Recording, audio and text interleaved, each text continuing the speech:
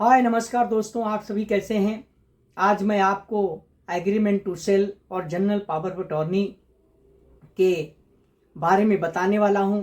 क्या agreement to cell और general power of attorney के आधार पर कोई मालिक बन सकता है या मालिक हो गया। ये ऐसा समझते हैं कि मालिक हो गए, लेकिन दोस्तों ऐसा नहीं है। खाली एग्रीमेंट टू सेल और जनरल पावर ऑफ अटॉर्नी के बेस पे कोई मालिक नहीं बन सकता। दोस्तों इन्हीं के ऊपर मैं आज चर्चा करूंगा। चर्चा करने से पहले मैं ये कहूँ आपसे, यदि आपको मेरे इस वीडियो को समझना है तो आपको मेरे इस वीडियो के अंत तक बना रहना पड़ेगा, और तब जाकर के आपको समझ में आएगा कि एग्रीमेंट टू सेल और जनरल पावर ऑफ अटॉर्नी के बेस पे कोई मालिकाना हक नहीं ले सकता। दोस्तों मैं ये कहूँगा, यदि आप लोग मेरे इस चैनल पे नए हैं तो प्लीज़ मेरे इस चैनल को सब्सक्राइब कर लीजिए और बेल आइकन को प्रेस कर दीजिए, ताकि आने वाली इसी तरह की छोटी मोटी जानकारी की नोटिफिकेशन सबसे पहले आपको मिले। तो दोस्तों चलिए शुरुआत करते हैं आज का ये वीडियो कि एग्रीमेंट टू सेल, यानी जो एग्रीमेंट है, जब एग्रीमेंट टू सेल बनता है दो व्यक्तियों के बीच, जैसे कि बेचने वाले और खरीदने वाले के बीच में, जो बेचने वाला है कुछ सर्टेन कंडीशंस रखता है कि ये कंडीशन पे वो बेच रहा है और इतने अमाउंट में वो अपनी चीज जो है वो बेच रहा है। उस पे यदि खरीदने वाला है बायर वो एग्री होता है तो एग्रीमेंट टू सेल सबसे पहले बनता है, यानी वो पार्ट पेमेंट करके उस एग्रीमेंट टू सेल को दोनों के बीच में एग्जीक्यूट कर लिया जाता है। अब ये एग्रीमेंट एग्जीक्यूट तो कर लिया, तो क्या ये एग्रीमेंट के बेस पे जो खरीदने वाला है वो मालिक हो गया? नहीं दोस्तों, सिर्फ एग्रीमेंट टू सेल से वो मालिक नहीं हुआ, क्योंकि वो रजिस्टर्ड ही नहीं है। और दूसरी चीज ये भी है कि अभी जो टर्म्स एंड कंडीशंस हैं कि उसने पार्ट पेमेंट किया है, पूरा पेमेंट भी नहीं किया है, जिसके लिए उसने जिस प्राइस पे उसने वो चीज खरीदी है। तो दोस्तों सबसे पहले तो उसे वो जो पार्ट पेमेंट किया है, जो पार्ट पेमेंट बाकी है, जो बाकी है उसे पहले उसे कंप्लाई करना पड़ेगा। अब समझिए सेलर को बायर ने पूरे पैसे दे दिए। अब पूरे पैसे देने के बाद क्या होगा, जो एग्रीमेंट टू सेल है वो सेल डीड में कन्वर्ट होगा। फिर वो सेल डीड बनाई जाएगी दोनों के बीच में कि भाई ये कॉन्ट्रैक्ट पूरा हो गया। अब यहां जो बेचने वाला है वो पीछे नहीं हट सकता है, क्योंकि उसने पूरा जो कंडीशन थी एग्रीमेंट टू सेल में वो कंप्लाई कर दी है। अब सेल डीड एग्जीक्यूट करके फिर वो रजिस्ट्रार के सामने दोनों को ले जाकर के रजिस्टर करना पड़ता है। सेक्शन 54 जो 100 रुपए की प्रॉपर्टी, 100 रुपए के ऊपर की जो प्रॉपर्टी होती है उसे रजिस्टर करना अनिवार्य होता है। तो section 54 transfer of property act क्या कहता है कि जब तक कि डॉक्यूमेंट रजिस्टर्ड नहीं हो जाता है तब तक वो खरीदने वाला व्यक्ति उस जगह का, उस मकान का, उस घर का मालिक नहीं हो सकता। जब एक बार वो रजिस्टर्ड हो गई, सब हो गया, तो वो घर का मालिक बन सकता है, यानी उसका जो राइट टाइटल इंटरेस्ट है वो उस व्यक्ति के नाम से ट्रांसफर होता है। तो दोस्तों सिर्फ एग्रीमेंट टू सेल जो है वो बेस पे आप घर के मालिक नहीं बन सकते। लेकिन इसमें और एक चीज है कि जब आपने पार्ट पेमेंट किया है किसको, बेचने वाले को, और बेचने वाला इसमें कोई आनाकानी करता है कि अब मुझे नहीं बेचना है, तो इस सिचुएशन में आप जो है स्पेसिफिक परफॉर्मेंस में ये जा सकते हो कोर्ट के अंदर, और ये कह के कि भाई बेचने वाला जो है वो कॉन्ट्रैक्ट को पूरा करे, हम रेडी हैं, उसका जो भी मूल्य है, उसका जो भी पैसा है वो देने के लिए हम तैयार हैं।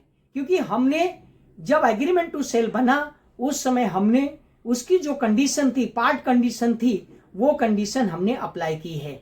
लेकिन जब तक वो रजिस्टर्ड डॉक्यूमेंट नहीं हो जाता है, कंप्लीट होने के बाद भी तब तक आपके नाम से, यानी आप उस घर, मकान, खेत के मालिक नहीं हो सकते। जब वो डॉक्यूमेंट रजिस्टर्ड हो जाएगा तभी आप उस घर, खेत, मकान के मालिक हो सकते हैं। वैसे ही जनरल पावर ऑफ अटॉर्नी, अब क्या करते हैं कि एग्रीमेंट टू सेल बनता है, उसके साथ में जनरल पावर ऑफ अटॉर्नी बना लेते हैं। जो एग्रीमेंट टू सेल में लिखा होता है वही थोड़ा चेंज करके पावर ऑफ अटॉर्नी में लिख देते हैं, और उसमें ये लिखते हैं कि भाई ये पूरा पावर इनको दिया जा रहा है, ये इसे सेल कर सकते हैं, बेच सकते हैं, तो वो भी नहीं कर सकते। देखिए, जनरल पावर ऑफ अटॉर्नी कभी भी नहीं कर सकते हैं उस बेस पे, और ना उस बेस पे आप घर के घर या मकान के मालिक बनेंगे, क्योंकि वो पावर दिया है सिर्फ केयर करने के लिए, कुछ डॉक्यूमेंट एग्जीक्यूट करने के लिए।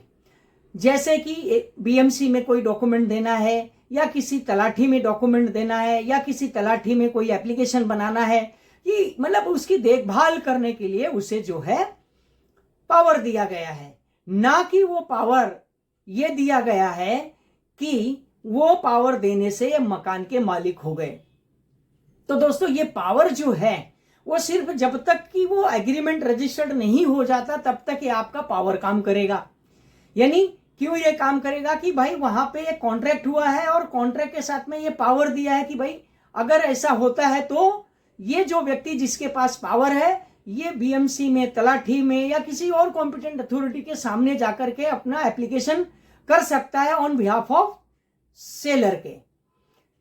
तो अब ये दो चीजों के बेस पे कब आप मकान के मालिक बन सकते हैं, जब यह एग्रीमेंट टू सेल है, पूरा कॉन्ट्रैक्ट होने के बाद आप जो है उस डॉक्यूमेंट को सेल डीड में कन्वर्ट करते हैं। सेल डीड एग्जीक्यूट होने के बाद उसे जब रजिस्ट्रार के सामने, कॉम्पिटेंट अथॉरिटी के सामने रजिस्टर्ड हो जाती है प्रॉपर्टी, उसके बाद जो है आप उस घर, मकान और खेत के मालिक बन सकते हैं, और बन गए। यानी आप समझिए कि वो मकान के मालिक हो गए। आगे का प्रोसीजर कि भाई जब डॉक्यूमेंट रजिस्टर्ड हो गया तो जो प्रॉपर कॉम्पिटेंट अथॉरिटी है वहां वो आपको रजिस्टर्ड डॉक्यूमेंट जमा करना है। वो जमा करने के बाद आपका नाम वहां पे चढ़ जाएगा। जब आपका नाम चढ़ जाएगा तो आप मकान, खेत, घर के मालिक हो गए। जब तक कि ये चीज नहीं होती है तब तक आप घर, खेत, मकान के मालिक नहीं हुए।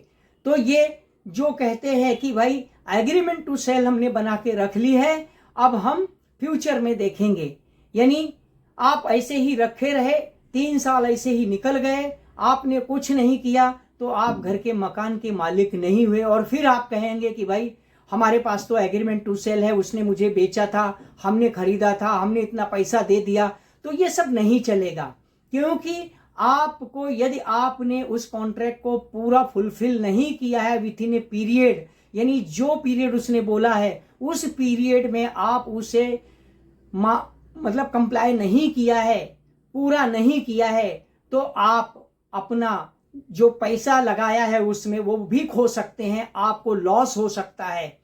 तो आप मकान के मालिक तभी बनेंगे जब आप पूरा कॉन्ट्रैक्ट कंप्लाई करने के बाद उस डॉक्यूमेंट को रजिस्ट्रार के सामने, कॉम्पिटेंट अथॉरिटी के सामने जब आप रजिस्टर्ड करेंगे तभी आप मकान के मालिक बनेंगे।